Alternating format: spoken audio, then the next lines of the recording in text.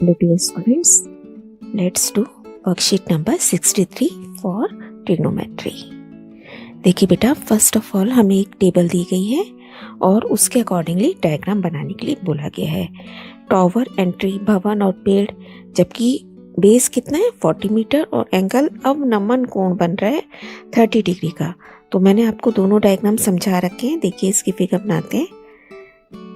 अवनमन कोण है तो हमें एक इमेजिनरी लाइन ड्रॉ करनी पड़ेगी. ये देखिए यहाँ हमने ड्रॉ कर ली लाइन और यहाँ एंगल कितना डिग्री का बन रहा है 30 डिग्री का.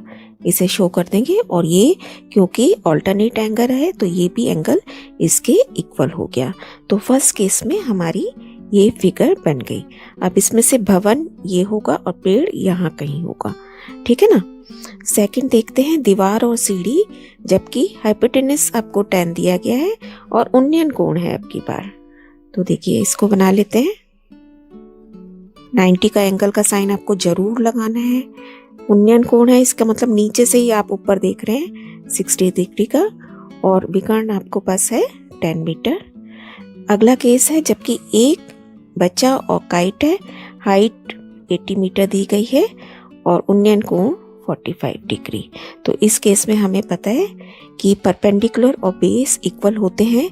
तो मैंने आपको बताया था कि कोशिश कीजिएगा कि ये दोनों साइड्स इक्वल बनाएं देखने में ही, है ना.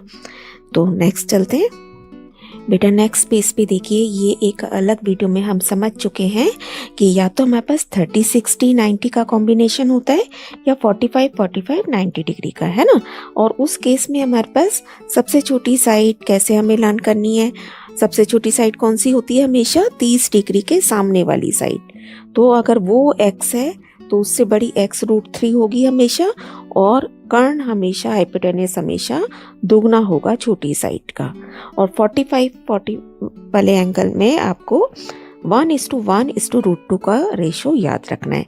तो अगर ऐसा करेंगे तो हमारी क्वेश्चन करने में बहुत ही आसानी हो जाती है और हम चेक भी कर सकते हैं. अब फर्स्ट क्वेश्चन देखते हैं. भूमि से 100 मीटर ऊंचे एक चबूतरे पर x मीटर ऊंचाई वाली एक प्रतिमा लगी है.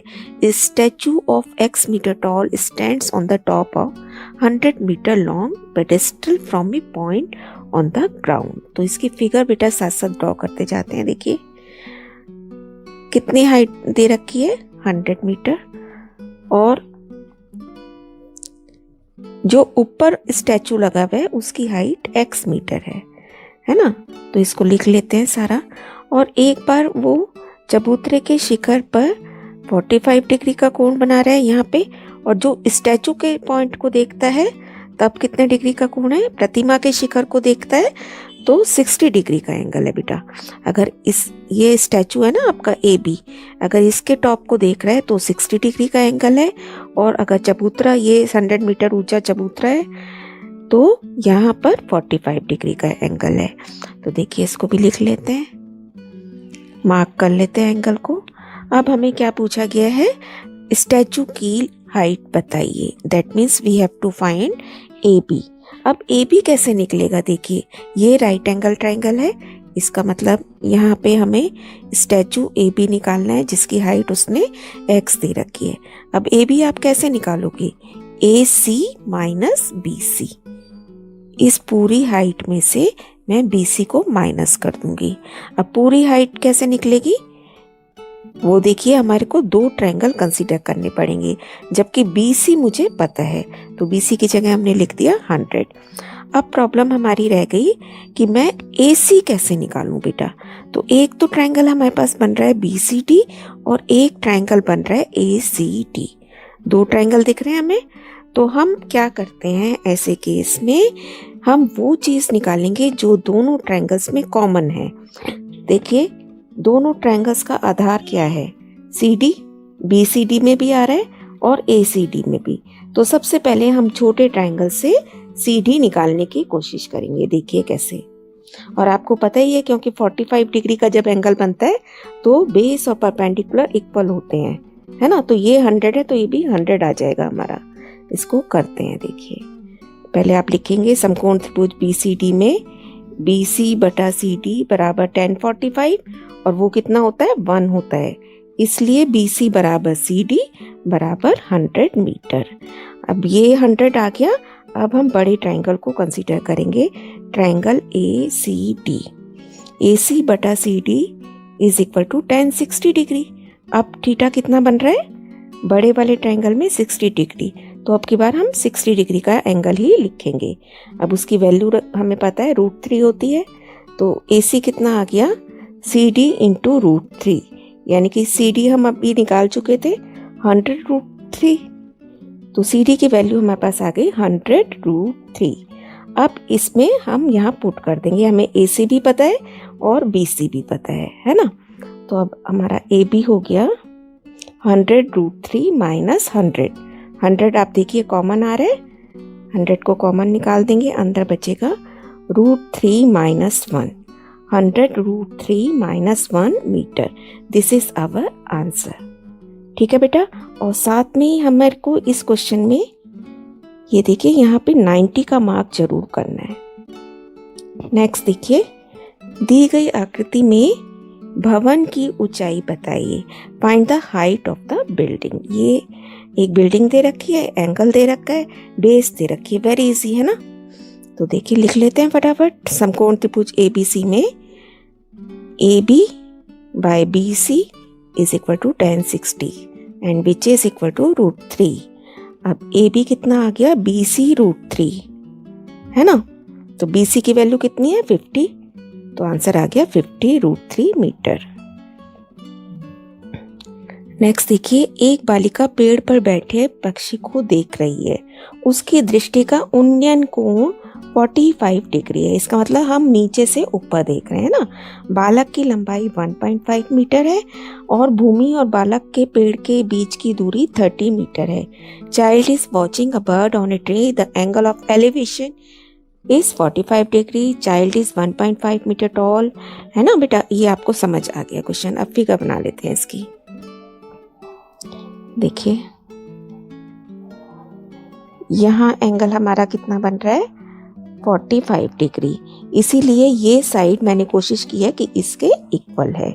अब बच्चे की हाइट कितनी है 1.5 मीटर, तो हमें ये शो करना पड़ेगा। देखिए यहाँ हमने यहाँ बच्चा खड़ा किया, इसकी हाइट हमने शो कर दी नहीं है 1.5 मीटर, और यहाँ दोनों के बीच का गैप कितना है 30 मीटर। उसने बोला है ना भूमि पर बालक और पेड़ के बीच की दूरी 30 मीटर है, तो हमने यहाँ पे शो कर दिया, और ये बच्चे की हाइट है 1.5 मीटर।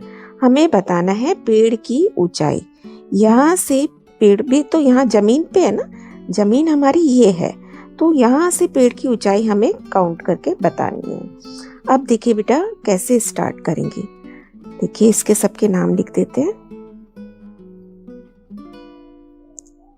हमें AB फाइंड आउट करना है। नाउ ट्री इज AC, ये तो हमें पता चल ही गया है कि पूरा पेड़ क्या है AC, और AC में BC तो मुझे पता है, क्या मिसिंग है AB, तो प्रॉब्लम रह गई सिर्फ AB निकालने के लिए। और आप बिल्कुल मेंटल कैलकुलेशन कर सकते हैं, AB भी कितना आएगा, जब 45 डिग्री का एंगल होता है तो ये 30 है, तो ये भी 30 है, तो आंसर पूरा कितना बन जाएगा आपका 31.5। देखिए लिख लेते हैं फटाफट। In right angle triangle ABE है ना, AB by BE is equal to tan 45 which is equal to 1. Now AB is equal to BE equal to 30 meter. Therefore AC is equal to 30 plus 1.5 equal to 31.5 meter. Next question, 75 metre ऊंचे एक tower से नीचे खड़ी car का अवनमन कोण 30 degree है। Angle of depression is 30 degree from 75 metre high tower. तो बेटा आपका टॉवर ये है, हम यहाँ खड़े हैं और नीचे एक कार को देख रहे हैं, है ना। तो इस केस में आपको पता है हमें एक इमेजिनरी लाइन ड्रॉ करनी होती है और फिगर हमारी इस तरीके से बनेगी, है ना। फाइनली आपको ये याद रखना है कि जब भी अवनमन कोण दिया जाएगा आप एक ऐसे लाइन ड्रॉ करेंगे। अब ये एंगल 30 का और ये भी ऑल्टरनेट एंगल 30 का बन जाएगा। सारे मार्किंग कर लेते हैं। अब हमें क्या निकालना है, टॉवर के आधार से कार तक की दूरी बतानी है। तो आपकी ये दूरी हमें BC फाइंड आउट करनी है।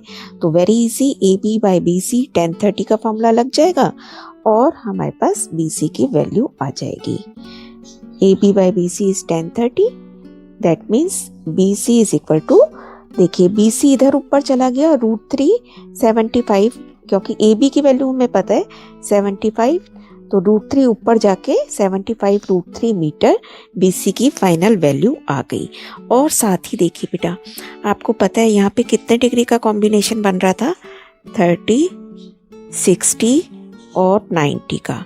ऐसे में हमें क्या रेशो याद रखना था, 1:√3:2, और हमें पता है 30 डिग्री के सामने वाली साइड सबसे छोटी है ना, उससे बड़ी, उससे √3 से मल्टीप्लाई करके मैंने आपको बताया था कि मिल जाएगी। तो अगर डायरेक्ट भी हम चेक करना चाहें अपना आंसर, तो मेरा क्या बनेगी दूसरी साइड, 75 √3, और अगर आपसे हाइपोटेनस भी पूछ लिया जाए तो आप फौरन इसका डबल कर देंगे, 150 मीटर। तो देखिए किस तरीके से वेरी इजीली हम मेंटल कैलकुलेशन से अपने ट्रिग्नोमेट्री के सम सॉल्व कर पाएंगे। तो कीप ऑन लर्निंग बेटा, स्टे ब्लेस्ड।